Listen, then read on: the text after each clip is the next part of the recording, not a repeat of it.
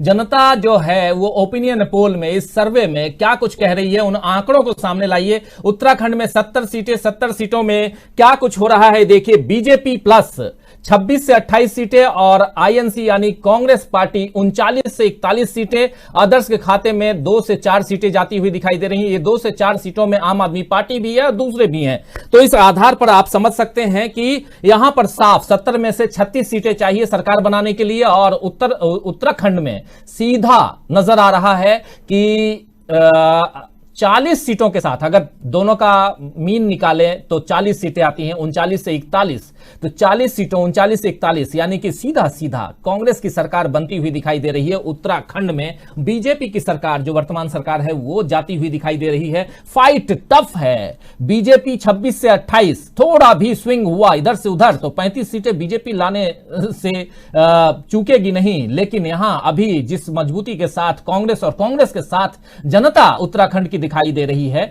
तो यह साफ है कि हर 5 साल में जैसे उत्तराखंड में भी सरकार बदलती है, क्या इस बार भी बदल जाएगी। उत्तराखंड के मुख्यमंत्री धामी कह रहे हैं कि 25 साल 2025 में उत्तराखंड के 25 साल होंगे और आप हमें मौका दीजिए। 25 साल में यानी सिल्वर जुबली जब उत्तराखंड मनाएगा, तब हम उत्तराखंड को विकास की उस धारा पे पहुंचा देंगे जहां से गंगोत्री की धारा जैसे कल कल धारा निकलती है, वैसी धारा दिखाएंगे हम विकास की। लेकिन क्या अभी तक जो हुआ है, 3 मुख्यमंत्री बदल दिए गए, चौथे मुख्यमंत्री हैं धामी साहब, तो क्या यहां जो परिस्थितियां हैं वो इनके काम की नजर नहीं आ रही हैं? इन्हीं सवालों के साथ सीधे आएंगे। एक बार प्रशांत टंडन जी, सबसे पहले आपके पास आना चाहूंगा। अभी दिनेश जोयाल जी जो बात रख रहे थे बिल्कुल कमोबेश वैसा ही नजर आ रहा है। दिनेश जोयाल जी आपके पास फिर से आऊंगा, लेकिन इन आंकड़ों पर, उत्तराखंड के आंकड़ों पर क्या कहेंगे प्रशांत टंडन जी? देखिए, उत्तराखंड में 2-3 चीजों का बहुत असर दिखाई देगा। एक तो तराई के इलाकों में किसान आंदोलन का असर होगा और लखीमपुर की घटना का खासकर असर होगा, तो उसका नुकसान बीजेपी को उठाना पड़ेगा वहां पे। और दूसरा, जो लगातार मुख्यमंत्री बदले, तो एक क्राइसिस तो बीजेपी ने मुख्यमंत्री बदल कर खुद एडमिट की है वहां पे कि क्राइसिस वहां की पार्टी में, संगठन में है। तो ये क्राइसिस जो बीजेपी महसूस कर रही है, वो क्राइसिस जनता के राय के जरिए आपके ओपिनियन पोल पे भी दिख रही है। तो ये 2 चीजें जो है उत्तराखंड में रहेंगी मुख्य तौर पे। और तीसरी एक देखिए वजह क्या है कि वहां पे जो ये डबल इंजन की सरकार का जो क्लेम बार बार अभी हाल फिलहाल उत्तर प्रदेश में भी किया गया, ये नारा उत्तराखंड में नहीं लग पाएगा। उत्तराखंड में ये नारा नहीं लग पाएगा क्योंकि वो डबल इंजन में जो दूसरा इंजन है वो 3 इंजन पटरी से उतर चुके हैं। तो ये मुश्किलें हैं बीजेपी के सामने। इसी पर प्रतिक्रिया लेना चाहूंगा जयशंकर जी आपसे। क्या कुछ देख रहे हैं उत्तराखंड के इस पूरे, यहां पर देख रहे हैं हम टोटली अगर 36 सीटें चाहिए तो यहां 39 से 41 सीटें आती हुई कांग्रेस पार्टी को, और साफ नजर आ रहा है कि उत्तराखंड की जनता ने आज की तारीख में हमारे ओपिनियन पोल के हिसाब से बीजेपी की विदाई को तय मान लिया है। मतलब विदाई तय करना उन्होंने सोच लिया है उत्तराखंड की जनता ने।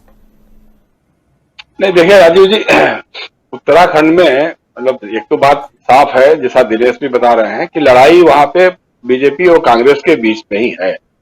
और आम आदमी पार्टी की जो कोशिश हो रही है उसके बारे में शुरू से ही हम लोगों का यही मानना रहा है कि अभी वो शुरुआती स्टेज में है, कोई संगठन नहीं है, कोई उस तरह का जनाधार नहीं है। और जिस जंग की घोषणा है केजरीवाल जी जा करके पंजाब में, उत्तराखंड में या गोवा में कर रहे हैं, तो लोगों को लग रहा है कि मदारी जैसा कोई खेल हो रहा है, बाकी तो उसमें ठोस कुछ भी दिखाई दे नहीं रहा है। अब यह है कि देखिए, उत्तराखंड में भाजपा के खिलाफ माहौल तो है, लेकिन कांग्रेस के पक्ष में उलझन से कोई माहौल नहीं बन पा रहा।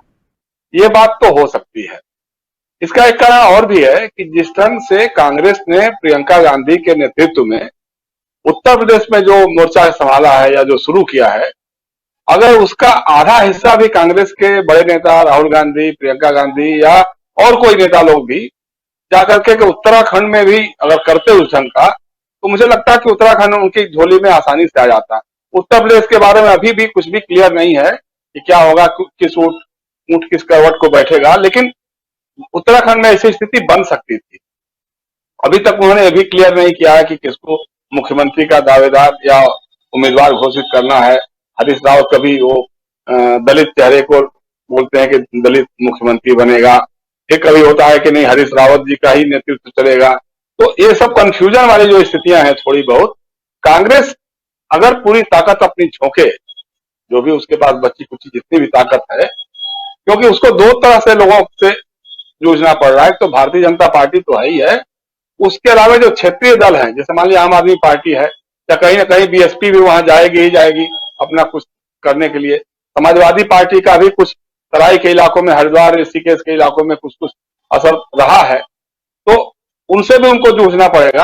तो कांग्रेस अगर आक्रामक चुनाव अभियान अगर उत्तराखंड में चलाती है, तो मुझे लगता है कि स्थितियां और बदलेंगी, बीजेपी के खिलाफ और माहौल बनेगा और कांग्रेस के पक्ष में जाएगा। अभी जो स्थिति है तो ढुलमुल यकीन वाला है, क्योंकि अभी तो नवंबर खत्म हो रहा है, दिसंबर आएगा, जनवरी आएगी, फरवरी या मार्च में चुनाव की बातें कही जा रही हैं। तो अभी थोड़ा सा और आएगा, चेंजेस तो होंगे। अब किस दिशा में बनता है, किसके साथ किसका अलायंस बनता है, क्या बनता है, ये देखने वाली बातें होंगी। लेकिन भाजपा के पास आज कुछ भी बताने के लिए उनके पास वहां नहीं है कि हमने कितने लोगों को रोजगार दिया, कितने लोगों का भला किया, कैसे जन कल्याण में कार्य किए, हमारी सरकारें कैसी रही। अब खुल करके आ रहा है कि उनके जो तीनों मुख्यमंत्री थे, किसी न किसी रूप में घोटाले में फंसे हुए थे, कहीं न कहीं इन्वॉल्व थे, या उनकी उलटबाजियां थी, बयानबाजियां थी। उसको लेकर के भारतीय जनता पार्टी वहां छुक्का पजेत हुई थी, और उसी को देख करके उन्होंने मुख्यमंत्री बदले थे। नए मुख्यमंत्री बनते समय भी हमने कहा था कि समय बहुत कम है और ऐसा कुछ उनके पास जादू की छड़ी नहीं है जो कुछ वहां ऐसा चेंज कर पाएंगे या परिवर्तन कर लेंगे कुछ, लेकिन ऐसा कुछ दिख भी नहीं रहा है। तो इसलिए हमको ये लग रहा है कि माहौल तो अभी भी कांग्रेस के विरोध में ही, भारतीय जनता पार्टी के विरोध में ही बन रहा है। कांग्रेस उसको कितना एक्सप्लॉइट कर लेती है, कितना उसका लाभ ले पाती है, ये एक देखने वाली बात होगी। जी बिल्कुल बिल्कुल, बहुत सारी बातें, और महत्वपूर्ण बात आप यहां जो कह रहे हैं वो ये है कि और हमारे सर्वे के दौरान भी ये बातें समझ में आ रही हैं, दिख रही हैं साफ कि एक तो दो बातें यहां पर हैं। एक ये कि कांग्रेस अभी मजबूती के साथ उत्तराखंड में चुनाव लड़ने के लिए सड़क पर नहीं है, सड़कों पर नहीं है अभी, पहली बात। दूसरी बात ये कि एंटी इनकम्बेंसी फैक्टर के कारण ही ये रिफ्लेक्शन है। तीसरी बात यहां ये नजर आ रही है कि अभी तक जो कैंडिडेट्स की घोषणा नहीं हुई है, चाहे कांग्रेस की तरफ से चाहे बीजेपी की तरफ से, तो ऐसे माहौल में जो लोगों की प्रतिक्रियाएं हैं, लोगों का जो मन है वो साफ दिखाई दे रहा है, और उस आधार पर इस वक्त उत्तराखंड में 39 से 41 सीटें आती हुई कांग्रेस की दिखाई दे रही हैं। लेकिन अगर कैंडिडेट की घोषणा, उसके बाद बड़े नेताओं के बारे में, जैसी बात अभी जयशंकर जी कह रहे थे कि प्रियंका गांधी या राहुल गांधी, ऐसे लोग जो हैं वो वहां पर थोड़ा माहौल बनाएं तो परिस्थितियां बदलेंगी। आऊंगा आप लोगों के पास भी। हमारे साथ पांडुरंग गांवकर भी जुड़ गए हैं सीधे गोवा से। पांडुरंग गांवकर जी, आपका स्वागत करता हूं इस कार्यक्रम में, और गोवा को लेकर के भी आप लोगों के बीच आएंगे। लेकिन उससे पहले हमारे दो साथी अमलेंदु उपाध्याय जी और दिनेश जोयाल जी, आप लोगों से भी एक एक छोटी छोटी प्रतिक्रिया चाहूंगा इन आंकड़ों के आधार पर। क्या कहेंगे? सबसे पहले अमलेंदु जी, आपकी प्रतिक्रिया, एक छोटी प्रतिक्रिया उत्तराखंड को लेकर के। उत्तराखंड में अभी कुछ भी नहीं है, मैदान बिल्कुल खुला हुआ है, लेकिन उसके बाद भी यहां परिस्थितियां साफ दिख रही हैं कि जनता जो है वो चेंज के मूड में है। देखिए राजीव, जनता तो चेंज के मूड में है, लेकिन उस जनता को भुनाना कौन चाहता है, सवाल ये है। जैसा जयशंकर जी ने भी अभी कहा कि भाई कांग्रेस जो है वो मेहनत कर ही नहीं रही है उस तरीके से, और आपने भी कहा कि सड़क पर दिखाई नहीं पड़ रही है कांग्रेस, तो दिखना चाहिए। तो बात वही है कि जनता तो हराना चाहती है भारतीय जनता पार्टी को, लेकिन उस जनता को संभालने वाला भी तो कोई हो। तो ये कांग्रेस में पता नहीं क्या है कि कहां से नीतियां तय होती हैं और कौन नीतियां तय करता है, और कौन जो है वो एजेंडा तय करता है कि किस राज्य को जीतना है और किसको जो मुफ्त में दान दे देना है। तो ये वहां तो अब समझ में नहीं आती हैं चीजें। जो राजनीतिक सब विश्लेषक हैं वो भी बड़े चकित रह जाती हैं कि ये फैसले होते कहां से हैं, क्यों होते हैं। कपिल सिब्बल कहते हैं, वो तो पता नहीं कहां से कहते हैं कपिल सिब्बल, क्योंकि कपिल सिब्बल खुद जो है उन्हीं फैसलों की उपज है कि वो फैसले कहां से होते हैं मालूम ही नहीं पड़ता है। तो ये जो बात है, तो ये जो बड़ा संकट है उत्तराखंड को लेकर के। हालांकि मुझे लगता है कि जनता बहुत ज्यादा नाराज है और जनता जो ये चाहती है कि भारतीय जनता पार्टी को हराया जाए, फिर चाहे जो है वो कुछ भी हो। तो विकल्प उसको कांग्रेस दिख रहा है। तो कांग्रेस जो है वो अपना तय करती रहेगी किसे मुख्यमंत्री बनाना है, किसे नहीं बनाना है, लेकिन जनता जो मुझे लगता है वो भारतीय जनता पार्टी को अपदस्थ करने के लिए तैयार बैठी है। और बस कांग्रेस को जो वो तैयार होना चाहिए सरकार बनाने के लिए। जी राजीव जी। दिनेश जोयाल जी, क्या कहेंगे आप? पहली ओपनिंग कमेंट भी आपसे लिया था, आपके सामने आंकड़े हैं और हमारे तीनों जो वरिष्ठ पत्रकार हैं उनकी प्रतिक्रियाएं भी हैं आपके सामने। आज जनता जो है वो चेंज के मूड में है। कांग्रेस में जिस प्रकार जैसे जयशंकर जी या अमलेंदु जी या हमारे साथी प्रशांत टंडन ने जो बातें अपनी रखी, उन आधार पर अगर देखा जाए तो कांग्रेस जिस मजबूती के साथ उत्तराखंड में लड़ना चाहिए उस मजबूती के साथ नहीं है। और अगर वो मजबूती क्या पा ले अगर कांग्रेस, तो ये सीटें लगभग डबल होती हुई ना कहें, डबल में तो फिर सीटें ज्यादा हो जाएंगी, लेकिन इतना है कि 50 से ऊपर जाती हुई दिखाई देंगी। राजीव जी, वैसे जो आज की मेरा जो आकलन है, मेरा मीन थोड़ा अलग निकलता है और वो दोनों बहुत क्लोज दिखाई देते हैं मेरे हिसाब से। जो मेरा आकलन है, डेफिनेटली बीजेपी लूज कर रही है और कांग्रेस उस मेरे हिसाब से थोड़ा सा अप है।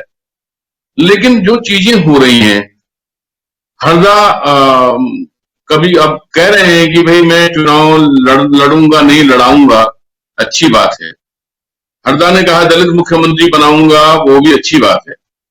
हरदा कुछ दिन पहले त्रिवेंद्र सिंह रावत, जो कि मेरे हिसाब से अब तक सब जो जितने भी मुख्यमंत्री उत्तराखंड में उनमें से सबसे ज्यादा आलोचना किसी व्यक्ति की हुई है तो वो त्रिवेंद्र सिंह रावत है। तो अभी भी हरदा जो है त्रिवेंद्र सिंह रावत से मिलते हैं और उनसे ट्वीट करते हैं।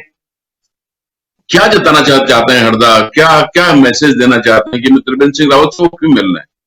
उनका फोकस हरक सिंह रावत पर क्यों होता है? माफीनामा फला ये चीजें क्यों होती हैं? तो कहीं असमंजस है। हरदा क्या सोच रहे हैं, प्रीतम सिंह क्या सोच रहे हैं और किशोर भाई क्या सोच रहे हैं कांग्रेस में, ये अभी इनका एक सोच अभी तक दिख नहीं रहा है, ठीक ढंग से नहीं दिखाई दे रहा है। स्थितियां हैं जैसे हमने पहले भी कहा, भाई तराई का जो हरिद्वार और उधमसिंह और देहरादून की मिलाकर 20 सीटें हैं, वो तैयार बैठी हैं आपको वोट देने के लिए। आपको सिर्फ उनको आश्वस्त करना है कि हाँ हम तैयार हैं। पहाड़ों में भी लोग पके हुए हैं, बहुत तकलीफ झेली लोगों ने, कोविड में बहुत तकलीफ झेली है। और वो हालांकि मोदी जी का चेहरा जिस तरह लोगों ने अपने चेहरे पे चिपकाया है, वो फेविकोल से कुछ तगड़ी चीज चिपकाई है, उसको उतारने में तो बहुत तकलीफ हो रही है, तो अपना चेहरा नोचने को तैयार है कि फेंक देंगे हम उसको बाहर। लेकिन आप आओ तो वो आओ तो वाले अंदाज में जो लोग, जो जनता जो चैलेंज फेंक रही है कांग्रेस को, तो कांग्रेस उस चैलेंज को एक्सेप्ट करती हुई आज की डेट में नहीं दिखा दे रही है। जैसे मैंने पहले भी कहा, बहुत ही ट्रेडिशनल तरीके से ये लोग चुनावी बातें कर रहे हैं। इनकी प्रेस कॉन्फ्रेंसेस में देख रहा हूं, इनके भाषण में देख रहा हूं, लेकिन पब्लिक आ रही है। अभी कुमाऊं में बहुत सारी रैलियां हो रही है और गजब की भीड़ आई है, चाहे वो हरीश रावत जी की भीड़ हो, चाहे वो अभी भाजपा से कांग्रेस में गए यशपाल आर्य जी की भीड़ हो। ठीक ठाक भीड़ है, लोग हैं तैयार खड़े हैं। और लेकिन भाई आपको भी थोड़ा सा एक देना पड़ेगा, मैसेज देना पड़ेगा। भारतीय जनता पार्टी के पास बहुत हथियार है, सबसे बड़ा हथियार उनका पैसा है, बड़ा मालदार पार्टी है और ये अपने उस माल का बहुत इस्तेमाल करना जानते हैं। पूरा उसने जो चैनल है, जिस चैनल से पैसा जाता है, कैसे आदमियों को खरीदा जाता है, और वो सब उसमें पारंगत हैं ये लोग। भारतीय उनका जो नेटवर्क है, जो संघ का नेटवर्क है, उसकी बड़ी मदद है उनके। और वो संघ का नेटवर्क सिर्फ शहरों में नहीं है, यहाँ पर गांव में बना लिया उन्होंने। पन्ना प्रमुख से लेकर ऊपर तक क्या क्या उनकी सब जो श्रृंखला है, उस श्रृंखला में तो भारतीय जनता पार्टी को कमजोर मान लेना ठीक नहीं है। हिमाचल के उपचुनाव में कांग्रेस जीते, इसको लेकर बैठ जाना ठीक नहीं है। तो डेफिनेटली जो भी यहाँ का सोचने समझने वाला जो मास है, जो मनुष्य है, वो चेंज चाहता है। लेकिन कांग्रेस को दिखाना पड़ेगा कि अपनी नीति, नियत, सब कुछ और अपना जो नजरिया सब स्पष्ट करना पड़ेगा। तो अभी भी कांग्रेस बहुत टफ फाइट में है यहाँ पर। अभी कंफर्टेबल, मैं कांग्रेस को कंफर्टेबल नहीं देख रहा हूँ, बिल्कुल भी कंफर्टेबल नहीं देख रहा हूँ। जी राजीव जी। जी, कांग्रेस कंफर्टेबल नहीं है और तब तक कांग्रेस कंफर्टेबल नहीं हो सकती है उत्तराखंड में जब तक कि कांग्रेस अपनी पूरी ताकत ना झोंके।